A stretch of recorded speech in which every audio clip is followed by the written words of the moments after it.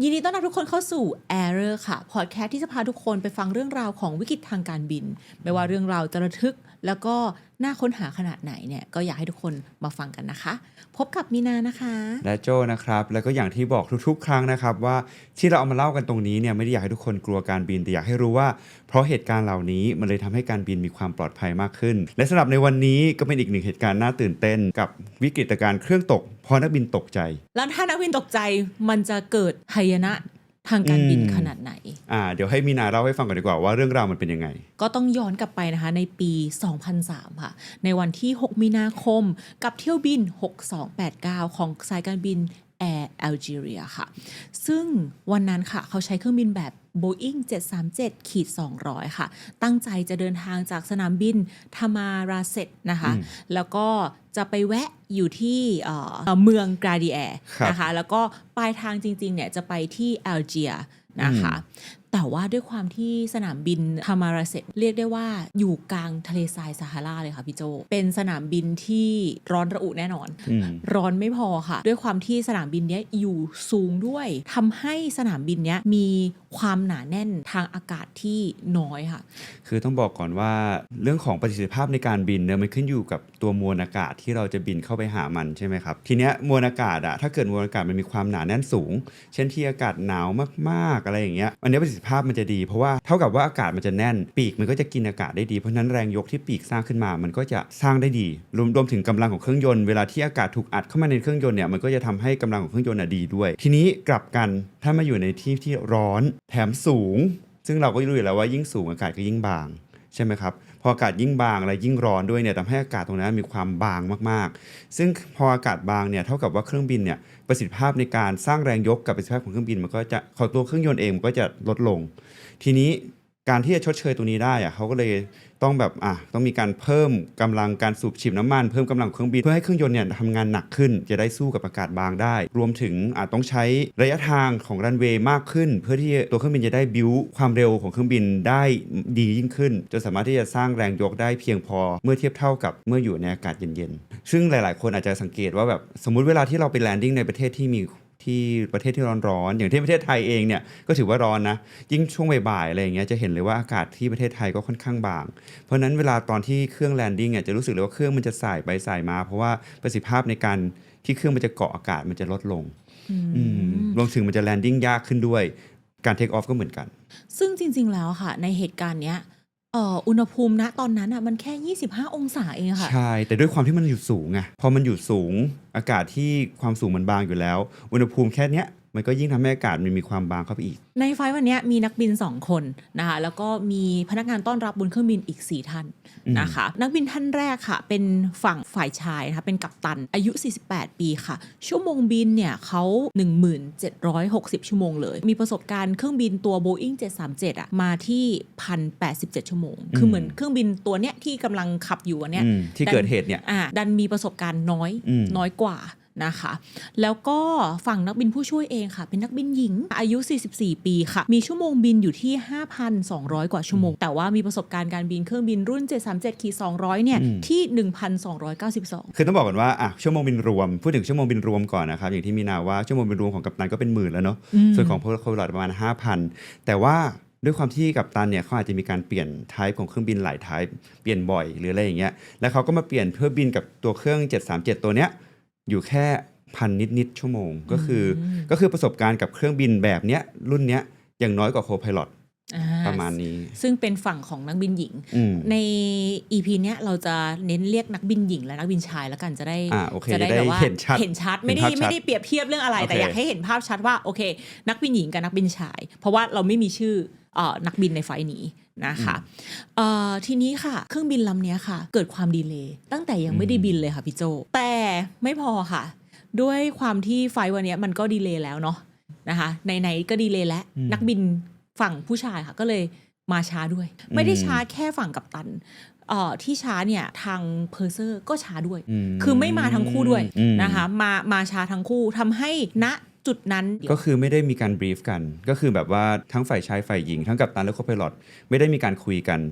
ถึงสถานการณ์ในวันนั้นว่าโอเคเป็นยังไงบ้างเครื่องเป็นยังไงสภาพอากาศเป็นยังไงหรือรูปแบบแผนการบินเป็นยังไงก็คือไม่ได้มีการคุยกันบีฟกันนั่นเองใช่นักบินผู้ช่วยฝั่งผู้หญิงเนี่ยก็มาทำการเหมือนโอเปอเรตไฟท์คนเดียวในเบื้องต้นแรกนะคะไม่ว่าจะเป็นการเช็คน้ำมันตรวจเครื่องต่างๆแล้วก็ในห้องฝั่งลูกเรือฝั่งผู้โดยสารเนี่ยก็ไม่ได้มีหัวหน้ามาอยู่ก็เป็นฝั่งทีมเหล่าแอร์โฮสเตสมาอยู่ในนั้นส่วนเพอร์เซอร์เนี่ยมาทีหลังซึ่งจริงตรงเนี้ยคืออยากจะบอกทุกคนว่ามันเกิดขึ้นได้นะมันไม่ใช่เรื่องที่แปลกขนาดนั้นคือที่จริงแล้วมันก็ควรจะมีการได้มาคุยกันมีการเตรียมตัวประชุมกันก่อนบินถูกแล้วแหละแต่ว่าถ้าเกิดมันมีเหตุการณ์สักอย่างซัมติงที่ทำให้คนใดคนหนึ่งมาไม่ทันอย่างเงี้ยมันก็เกิดขึ้นได้เข้าใจเพราะอย่างพี่ก็เคยเหมือนกันที่แบบว่าถูกเรียกไฟล์ทันทีทันใดเราก็แบบว่าไปต้องรีบไปที่เครื่องเลยไม่ได้มีการมาบรีฟกับกัปตันแต่ทั้งนี้ทั้งนั้นเมื่อมาถึงเจอหน้ากันแล้วอะจริงๆมันก็ควรจะคุยกันอย่างน้อยมีการอัปเดตข้อมูลมีการคุยกันว่าโอเคหนูทำตรงนี้เสร็จแล้วนะเดี๋ยวต่อไปจะทำขั้นตอนอย่างนู้นอย่างนี้อากาศเป็นยังไงก็ควรจะมีการไปคุยกันประสานกันอย่างที่พี่โจ้พูดเลยค่ะก็คือจริงๆมาถึงช้าไม่เป็นไรเลยเพราะว่ามันอาจจะเกิดจากการที่เครื่องบินดีเลย์มาแล้วทำให้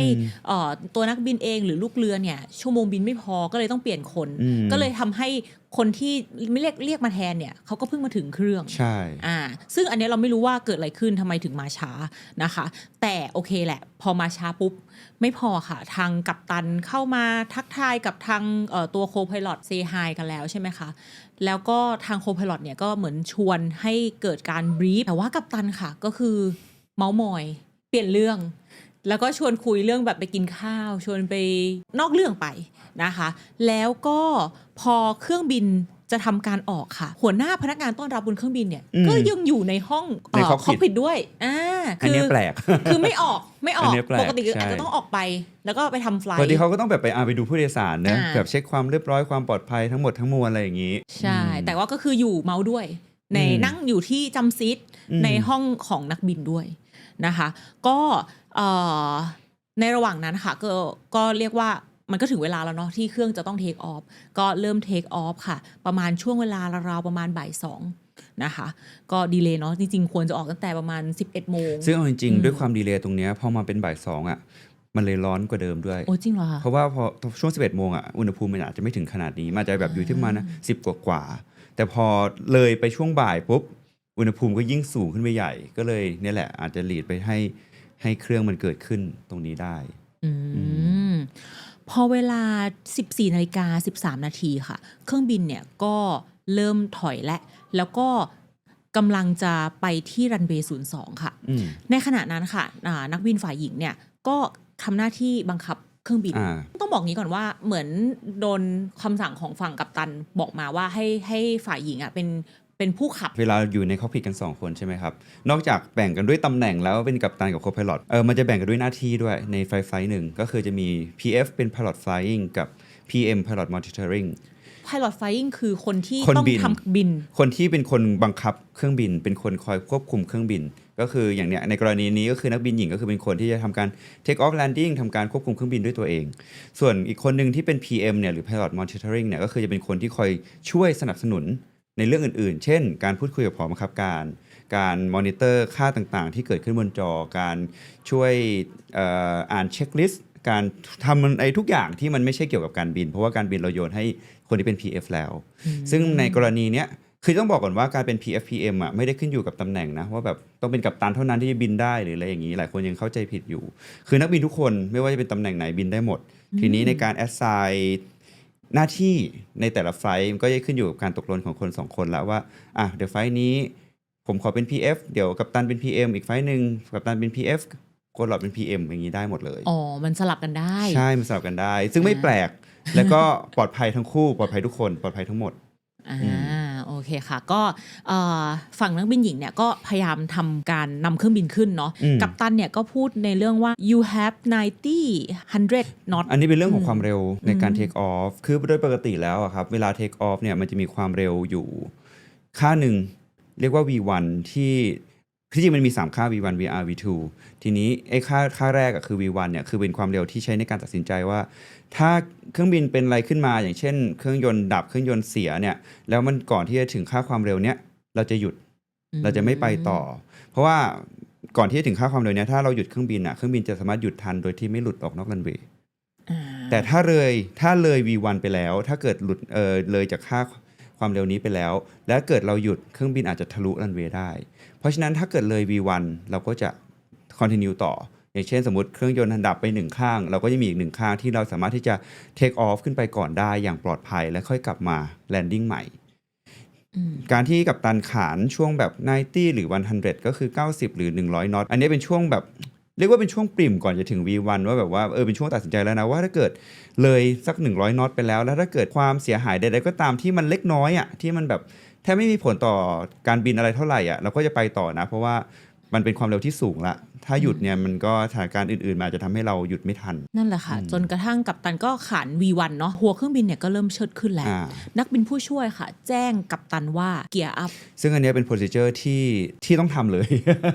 คือมันเหมือนกับว่าหลังจากที่เครื่องบินมัน lift off หรือมันลอยขึ้นมาจากพื้นแล้วมันเริ่มมีเรทในการไต่เราจะต้องเก็บเกียร์ทันทีเพราะว่าอะไรเพราะว่าเกียร์หรือว่าล้อฐานล้อของเครื่องบินเนี่ยมันเป็นตัวสร้างแรงต้านอากาศสร้างแดกที่มหาศาลมากๆซึ่งมันจะส่งผลต่อประสิทธิภาพในการไต่ของเครื่องบินถ้าเกิดเราไม่เก็บเกียร์เครื่องบินจะไต่ได้น้อยแล้วก็ความเร็วมันจะต่ำจนแบบมันก็มีโอกาสที่แบบเครื่องบินมันจะถึงจุดที่มันจะ stall ได้ทีนี้พอมัน lift off ขึ้นมาแล้วมันเริ่มมีเรทในการไต่แล้วทุกนักบินทุกคนก็จะบอกให้ทาง PM คือ PF ก็จะสั่ง PM เลยว่าให้เก็บเกียร์หรือเกียร์อัพก็คือเก็บเกียร์ขึ้นมาซะทีนี้พอสั่งให้เก็บเกียร์ปุ๊บซึ่งกัปตันต้องเป็นคนเก็บนะคะถูกแต่ทีนี้ค่ะเหตุการณ์เดียวกันเนี้ยอยู่ดีๆก็มีเสียงดังสนั่นหวั่นไหวเกิดขึ้นในระหว่างที่สั่งให้เก็บเกียร์โดยที่ตรงฝั่งใบพัดด้านซ้ายของเครื่องยนต์ซ้ายค่ะมันระเบิดขึ้นนะดังสนั่นรุนแรงมากค่ะทำให้เครื่องบินเนี่ยสั่นสะเทือนมากๆนะคะแต่ด้วยความที่ยังต้องขับเคลื่อนไปต่อเนาะเขาก็ต้องพยายามที่จะบังคับห่างเสือเครื่องบินค่ะเพื่อที่จะประคองให้ได้เพราะว่ามันระเบิดทางซ้ายเครื่องมันเลยสวิงไปทางซ้ายค่ะใช่ถูกต้องเพราะว่าเนี่ยแหละคือพอเครื่องยนต์ซ้ายดับใช่ไหมเครื่องยนต์ที่เหลือมันจะเป็นเครื่องยนต์ขวาทำให้มันไม่สมดุลกันทางปีกขวามันก็เลยยังมีแรงขับอยู่มันก็เลยหันซ้ายทีนี้วิธีการแก้ก็คือนักบินเนี่ยจะต้องเนี่ยแหละอย่างที่มีนาว่าคือบีบถีบลัดเดอร์หรือหางเสือเนี่ยเพื่อแก้ให้มันกลับมาตรงก่อนซึ่งพอเกิดเหตุการณ์นี้ค่ะเขาก็คุยกันว่าwhat's going on คือนักบินผู้ช่วยถามนะคะแต่กัปตันกลับพูดว่าลัชเช่แปลว่าภาษาอะไรนะอัลจีเรียปล่อยมือ ปล่อยมือบอกว่าปล่อยมือตะโกนแบบปล่อยมือคือกัปตันเนี่ยอยากจะทำหน้าที่ขับแทนเลยก็คือพยายาม take control หรือแบบยึดหน้าที่บินกลับมาฉันจะบินเองใช่และกัปตันค่ะก็พยายามที่จะเชิดหัวเครื่องบินไปที่18องศาซึ่งเขาบอกว่ามันเป็นการเชิดหัวเครื่องบินที่มากเกินไปเกินกว่าที่ปกติแล้วถ้าด้วยเครื่องเป็น2 engine เนี่ยขึ้นด้วย18องศาเนี่ยมันโอเคคือมันเป็นมุมองศาปกติของเครื่องบินรุ่นเนี้ยว่าถ้าเกิดแบบเครื่องยนต์ทำงานปกติเลยมันก็คือขึ้นด้วย18องศาแต่กรณีนี้เครื่องยนต์มันเหลือแค่ครึ่งเดียวไงกำลังมันถูกตัดออกไปกำลังมันเหลือแค่ครึ่งเดียวเพราะฉะนั้นเราจะใช้มุมขนาดนี้ไม่ได้เพราะว่าอะไรเพราะว่าถ้าเกิดใช้มุมขนาดนี้ในขณะที่กำลังเครื่องยนต์มีไม่เพียงพอมันจะทำให้ความเร็วของเครื่องบินลดลงมาแบบพวบภาพมากๆเพราะว่าเครื่องบินมันไต่ไม่ไหวซึ่งพอพยายามที่จะขึ้นไปที่18องศาใช่ไหมคะมันก็ยังถือว่ายังวิกฤตอยู่นะคะมันไม่เหมือนมันไม่พยุงอะค่ะพี่โจฮวบลงมานักบินก็เลยฝั่งกัปตันนะคะก็ยังตกใจอยู่ก็เลยยังพูดว่าราเช่อยู่ก็คือปล่อยมือคือแบบทางฝั่งหญิงก็บอกว่าปล่อยแล้วเขาปล่อยแล้วแต่ว่าเหมือนเขาไม่เชื่อเพราะว่าทำไมถ้าปล่อยแล้วทำไมเขาเหมือนขับไปข้างหน้าไม่ได้มันขึ้นไม่ได้คืออาจจะด้วยสถานการณ์ต่างๆด้วยแหละด้วยแบบว่าอากาศก็บางอะไรก็แล้วแต่ทำให้แบบการควบคุมมันก็ยากขึ้นจนกัปตันเองด้วยความที่เขาอาจจะตกใจสติหลุดไปละก็เลยคิดว่าแบบการที่เขาควบคุมยากเนี่ยเพราะว่าโคพิลอตยังจับคันบังคับไว้อยู่เขาเลยควบคุมไม่ได้แต่จริงโคพิลอตเขาปล่อยไปนานแล้วซึ่งฝั่งนักบินผู้ช่วยก็เหมือนนึกได้ว่าเกียร์อัพหรือยังเอายกเก็บล้อหรือยังคือเนี้ยต้องบอกเลยนะว่านักบินผู้ช่วยเป็นคนที่สติดีมากแล้ว procedure ของเขาเป๊ะมากนะคือขั้นตอนปฏิบัติของเขาที่มันควรจะเป็นของเขายังเป๊ะมากๆแต่เขาไม่สามารถที่จะตักเตือนกัปตันหรือไม่สามารถที่จะฟอร์สกัปตันให้มาฟังเขาได้กัปตันก็เลยยิ่งไม่ฟังแล้วก็ยิ่งแบบ พยายามที่จะอยู่กับตัวเองแล้วก็พยายามควบคุมเองแต่พอมันไม่มีอะไรตอบสนองค่ะทางนักบินผู้ช่วยก็เลยต้องไปติดต่อกับหอบังคับการบินแทนแล้วก็วิทยุกับเขาว่าwe have small problem เรามีปัญหาเล็กน้อยซึ่งจริงๆปัญหามันแอบใหญ่มากแล้วตอนนั้น ไม่เอาจริงๆนะมีนา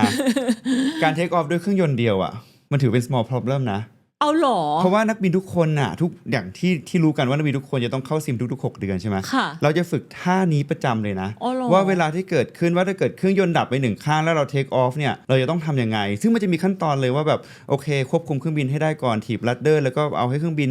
อยู่ในสมดุลให้เครื่องบินแบบว่าทะยานขึ้นไปโดยที่ปลอดภัยไว้ก่อนแล้วก็เก็บเกียร์อย่างเนี้ยก็คือCopilotเขาทำถูกต้องทุกขั้นตอนเลยแต่เอนจินมันดูระเบิดแล้วนะใช่ไม่แต่มันยังเหลืออีก1ข้างไงซึ่งเอนจิน1ข้างที่เหลือมันคือยังมีความปลอดภัยสูงมากคือเครื่องบินถ้าบินได้ตามถูกต้องตามโปรซีเจอร์มันยังบินได้แน่นอนแต่ในกรณีเนี้ยคือก็ไม่รู้เหมือนกันว่าทำไมกัปตันเขาถึงลกขนาดนั้นที่แบบว่าไม่สามารถที่จะดีเทคได้ว่าเครื่องยนต์หายแล้วมันเกิดอะไรขึ้นทำไม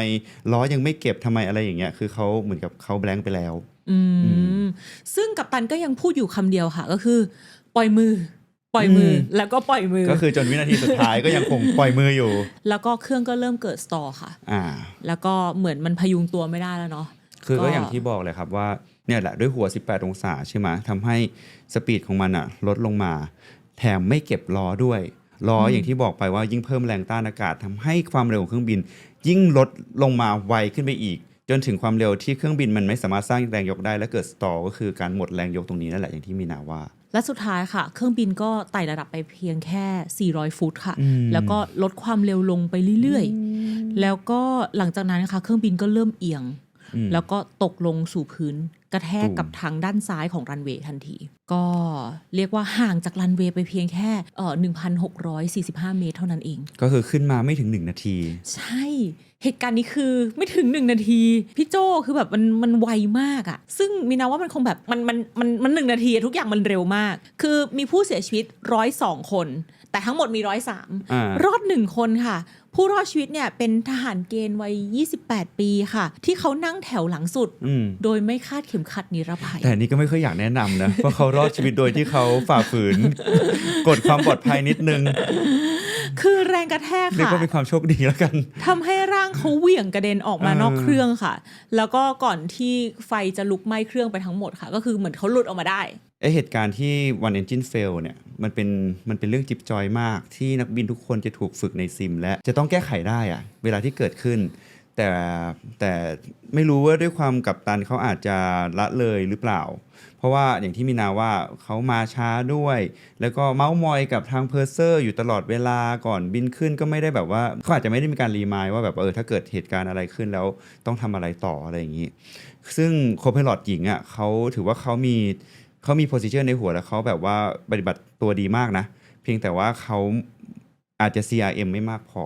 ก็คือไม่สามารถที่จะทักท้วงติงกับตันได้จนเนี่ยแหละเกิดหายนะขึ้นมาซึ่งถ้าเอาจริงๆนะอย่างเรื่องการเก็บล้อเนี่ยถ้าเกิดในสถานการณ์ตอนนั้นกับตันไม่ฟังแล้วเรารู้สึกว่ายังไงล้อมันต้องเก็บก่อนอ่ะก็ควรจะเก็บไปเลยเป็นพี่ก็เก็บเลยนะก็คือแบบว่าขอเก็บล้อเลยนะครับจบเลยมันจะได้อย่างน้อยให้เครื่องบินมันสามารถที่จะ build up speed ให้มันมีความเร็วมากขึ้นมาได้อีกหน่อยมันก็อาจจะลดโอกาสที่เครื่องจะตกได้ขึ้นมาอีกนิดนึงหลายคนอาจจะมองว่าเหตุการณ์เนี้ยมันเกิดจากเอนจินมันพังหรือเปล่ามันเลยทำให้เครื่องบินตกเพราะว่าเขาอาจจะมองว่าแบบเฮ้ยมันความผิดนักบินเหรอมันความผิดเอนจินเปล่าแบบทำไมเอนจินมันมีปัญหาหรือเปล่าซึ่งพอย้อนกลับไปค่ะที่เขามาตรวจสอบทีหลังเนาะก็คือว่าจริงๆแล้วตัวเอนจินเนี้ยมันใช้งานมานาน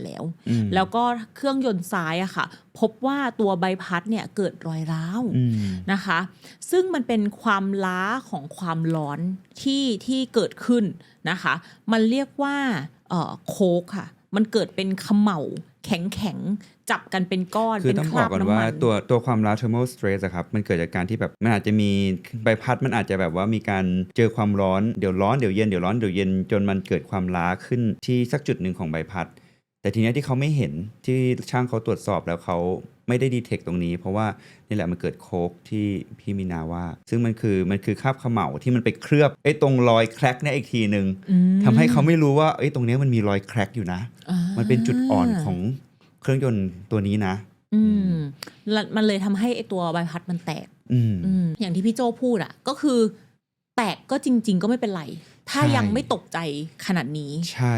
เพราะว่ามันแค่เครื่องยนต์ลุกไหม้แต่มันยังไม่ถึงขั้นแบบว่าถังน้ำมันลุกไหม้หรืออะไรก็ตาม และเขาก็ยังเหลือหนึ่งเครื่องยนต์ที่มันยังใช้การได้ดีอยู่ ถึงแม้ว่าอาจจะอยู่ที่ความสูงมากๆ หรืออากาศบางมากๆ แต่ถ้าเขาสามารถที่จะควบคุมเครื่องบินได้นะตอนนั้นนะคิดว่าเขาน่าจะเอาอยู่ แล้วก็ปัญหาที่เขาบอกว่ามันเป็น main problem ที่เกิดขึ้นก็คือทางฝั่งนักบินฝั่งกัปตันเนี่ยค่ะไม่เก็บล้ออพอไม่เก็บล้อปุ๊บเนี่ยมันก็เลยทำให้ไปเหมือนน่าจะไปต้านกับลม ใช่ มันเกิดแรงตั้งเยอะ ล้อเนี่ยเป็นตัวอันตรายมากจริง เพราะว่ามันสร้างแดกเยอะมากๆ เนี่ย เครื่องบินมันไม่สามารถที่จะเกณฑ์ energy ไม่สามารถที่จะสร้างพลังงาน สร้างความเร็วให้ตัวเองได้ แล้วก็ไม่พอค่ะก็คือว่าทางกัปตันเนี่ยก็ไม่ได้มีการบรีฟอะไรกับทางฝั่ง นี่แหละ นักบินผู้ช่วยด้วย เห็นว่าตอนกำลังนำเครื่องออกเนี่ยระหว่างแท็กซี่เนี่ยนักบินผู้ช่วยพยายามคุยเรื่องเซฟตี้หลายครั้งประมาณ3ครั้งได้ค่ะแต่ว่าสุดท้ายก็โดนเปลี่ยนเรื่อง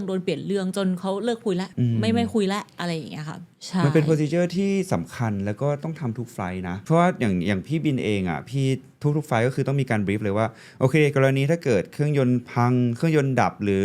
เกิดอะไรก็ตามถ้าก่อน V1 เราจะทำยังไงเราจะต้องหยุดบนรันเวย์ให้ได้เราจะต้องติดต่อหอเราจะต้องพิจารณาสถานการณ์ถ้าหลัง V1 เราจะต้องแบบว่าcontinue take off ต่อไปก่อนแล้วเราจะต้องพยายามยังไงถึงจุดไหนเราต้องทำอะไรบ้างคือมันต้องมีการรีวิวทั้งหมดทุกไฟล์ปกติแล้วนักบินเนี่ยจะคุยอะไรกันอะ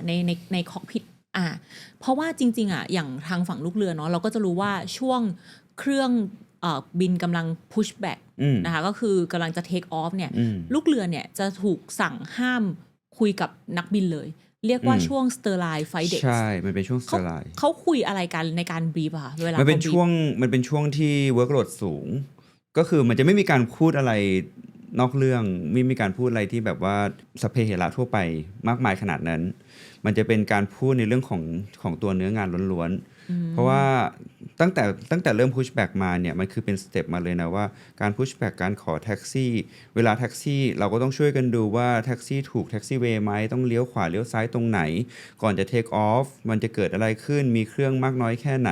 take off ขึ้นไปถ้าเกิดมีอะไรเกิดขึ้นมาอย่างเงี้ยเราจะต้องทำอะไรต่อมันจะเป็นช่วงที่แบบนักบินจะต้องคิด plan ahead แล้วก็วางแผนแบบเหมือนกับวางแผนล่วงหน้าแล้วก็ต้องแบบว่าคอยคิดอยู่ตลอดเวลาว่าถ้าเกิดอย่างนู้นทำยังไงถ้าเกิดอย่างนี้ทำยังไงเพราะฉะนั้นเป็นช่วงที่ high workload มากๆนักบินจะเครียดมากซึ่งมันก็เป็นช่วงที่แบบว่าลูกเรืออาจจะแบบว่านั่งเฉยๆ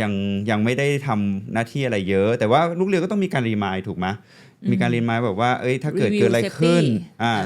ว่า take off ไปถ้าสมมุติว่ากัปตัน reject take off เครื่องหยุดจริงๆแล้วมีไฟลุกขึ้นมาทำไงต่อฉันต้องทำยังไงลูกเรือก็ต้องมีการรีวิวอันนี้ก็เหมือนกันนักบินก็ต้องคอยรีวิวตัวเองทุกอย่างซึ่งการ Sterline Flight Deck เนี่ยมันจะทำตั้งแต่เนี่ยตอน pushback มาจนถึงความสูงประมาณ 10,000 ฟุตเลยนะก็คือมันจะเป็นช่วง critical อยู่ที่แบบที่สำคัญมากๆเพราะว่าแม้แต่ตอนที่เรากำลังไต่ระดับขึ้นไปเนี่ยมันก็ยังเป็นช่วงที่เราจะต้องคอยเฝ้าระวังทราฟฟิกต่างๆแล้วอีกอย่างหนึ่งที่น่าสนใจก็คือกัปตันท่านเนี้ยค่ะที่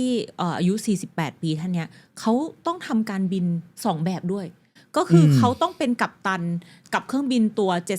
737-200 และทำหน้าที่เป็นนักบินผู้ช่วยกับเครื่องบิน 767 ค่ะซึ่งเป็นเครื่องบินที่ใหญ่กว่าอันนี้ก็สมัยนั้นอาจจะได้มั้งพี่ก็ไม่รู้เหมือนกันนะอันนี้หรือว่าเขาอาจจะแบบมีการขออนุญาตหรืออะไรก็แล้วแต่คือก็มองว่ามันก็แปลกเหมือนกันกับการที่กัปตันเป็นกัปตันเครื่องนึงไปเป็นโคพายลอตอีกเครื่องนึง แล้วเป็นเครื่องที่ขนาดตัวต่างกันลิบลับเลยนะก็ค่อนข้างน่าแปลกอยู่แต่พี่ว่าด้วยความที่เขาบินแบบเนี้ยมันเลยอาจจะทำให้แบบมีความสับสนระหว่าง chain of command ได้เหมือนกันนะว่าแบบไฟล์นี้ฉันต้องเป็น PIC ต้องเป็นแบบว่าต้องเป็นกัปตันอีกไฟล์หนึ่งฉันต้องเป็นผู้ตามต้องเป็นคนที่คอยซัพพอร์ตกัปตันหรืออะไรอย่างเงี้ยมันก็อาจจะมีความสับสนได้เหมือนกัน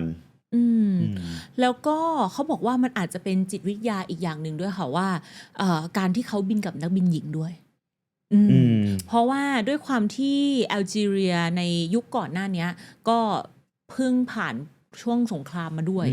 แล้วก็แอลจีเรียก็ถือว่าเป็นประเทศมุสลิมความเป็นใหญ่ของผู้ชายเนี่ยก็จะเป็นใหญ่กว่าอยู่แล้วก็เป็นไปได้แล้วก็ทำให้ การที่นักบินหญิงจะพูดอะไรเนี่ยเขาอาจจะไม่ฟัง มันเลยทำให้พฤติกรรมของเขาโชว์มาแบบนั้นก็อาจจะเป็นไปได้ว่าแบบเกิดอะไรขึ้นแบบฉันเทคคอนโทรลเลยฉันไม่สนใจฉันยังไม่รู้เลยว่าเกิดอะไรขึ้นเนี่ยเทคคอนโทรลไว้ก่อนเพราะเขาอาจจะ ไม่มั่นใจ ไม่มั่นใจไม่ไว้ใจตัวผู้หญิงเองด้วยหรือเปล่าแต่นี่เราก็บอกไม่ได้เนอะเราก็แบบสรุปแบบนั้นไม่ได้แต่ก็อาจจะมีส่วนเกี่ยวข้องได้เหมือนกัน อืมแต่ว่าประวัตินักบินหญิงคนนี้ก็น่าสนใจมากเลยนะคะ เพราะว่าเขาถือเป็นนักบินหญิงที่ถูกบันทึกว่าเป็นรุ่นบุกเบิกของวงการการบินผู้หญิงของประเทศแอลจีเรีย โอ้ แล้วก็เขาได้โดนบันทึกว่าเป็นนักบินหญิงคนแรกของสายการบินแอร์แอลจีเรียด้วย โหน่าเสียดายเนอะ โอ้ใช่ พูดแล้วขนลุก หนาวแอร์โอ้ก็รู้สึกว่าฟังแล้วก็ดูน่าเศร้าเนาะว่ามันปัจจัยมันก็หลายอย่าง แล้วเราก็ไม่รู้ว่าสถานการณ์ที่แท้จริงมันคืออะไร เพราะเรื่องมันเกิดเร็วมากค่ะ ภายใน1 นาทีเอง แต่ก็นั่นแหละครับก็คือหลังจากเหตุการณ์เนี้ยมันก็เลยทำให้แบบเรื่องของ procedure ของการฝึกของนักบินมันก็เข้มข้นมากขึ้นว่าคุณต้องรู้ตัวจริงๆนะว่าแบบว่าถ้าเกิดอะไรขึ้นมาตอนนั้นน่ะอย่าเพิ่งไปหาคำตอบว่ามันเกิดอะไรขึ้นคุณต้องคุมเครื่องบินให้ได้ก่อนต้องรู้คาแรคเตอร์ของเครื่องบินก่อนว่าตอนนี้เครื่องบินเข้าสู่สภาวะไหนแล้วสปีดเป็นยังไงการไต่ระดับเป็นยังไงคือคุณต้องรู้แล้วต้องเอาเครื่องบินอยู่ให้ได้ก่อนซึ่งมันก็เป็นทำให้แบบการฝึกของนักบินมีความเข้มข้นมากขึ้นรวมถึงการฝึกในเรื่องของ CRM ด้วยการประสานงานกันระหว่างนักบินในคอกพิทด้วยกันเองเนี่ยเขาก็แบบให้ความสำคัญมากขึ้นให้ความแตกต่างของในเนี่ยของทั้งอาจจะเรื่องเชื้อชาติเรื่องเพศหรือเรื่องอะไรก็ตามให้มันลดลงและให้เขาสามารถที่จะแบบประสานงานกันได้ดีจริงๆภายในคอกพิทมันก็เลยต้องเปลี่ยนแปลงตรงนี้เนาะกับเรื่องของการบินรวมถึงเรื่อง sterile flight deck ที่ช่วงของการทำการบินแบบกำลัง take off อะไรพวกนี้ก็คือต้องคุยกันในเรื่องของการ briefing เกี่ยวกับการบินเท่านั้น และถ้าใครค่ะอยากจะให้คำแนะนำอะไรกับพวกเราก็สามารถพิมพ์คอมเมนต์มาบอกพวกเราได้นะคะ